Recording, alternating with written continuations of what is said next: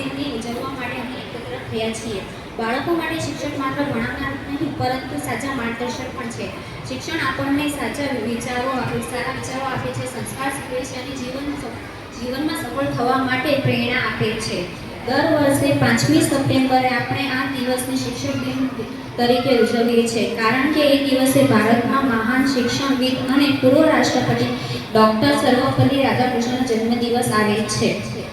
એ શિક્ષક પ્રત્યે પોતાનો આદર, પ્રેમ અને આભાર વ્યક્ત કરવાનો અવસર છે.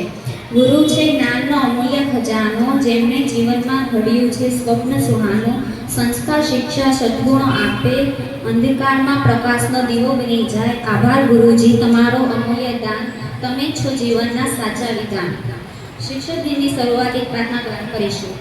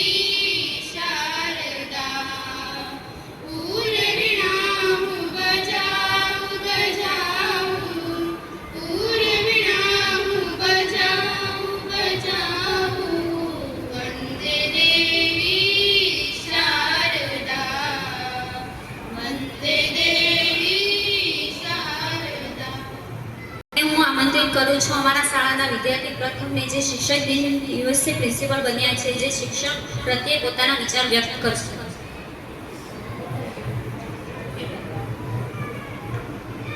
મારા આદરણીય શિક્ષકો અને વાલા મિત્રો, હું આજે તમને કંઈ કહેવા માંગુ છું.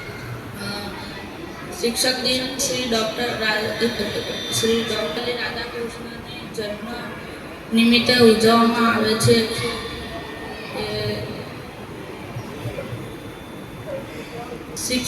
શિક્ષક આપણને આજના દિવસે મેં પ્રિન્સિપલ બન્યો છું અને મને એનો ખૂબ આનંદ છે. આ દિવસને હું ક્યારેય ભૂલી શકીશ નહીં. જય હિન્દ, જય ભારત. આભાર. પ્રથમ જે પ્રત્યેના પોતાના વિચાર.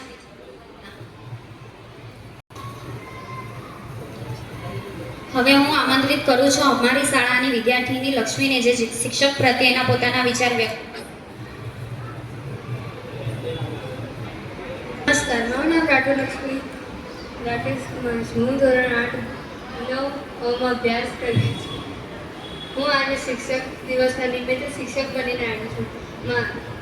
હું આજે વિજ્ઞાન વિષયની શિક્ષક બનેલી હતી. મને ખૂબ જ આનંદ થયો. આ દિવસને હું ક્યારેય ભૂલી શકીશ નહીં. નમસ્કાર.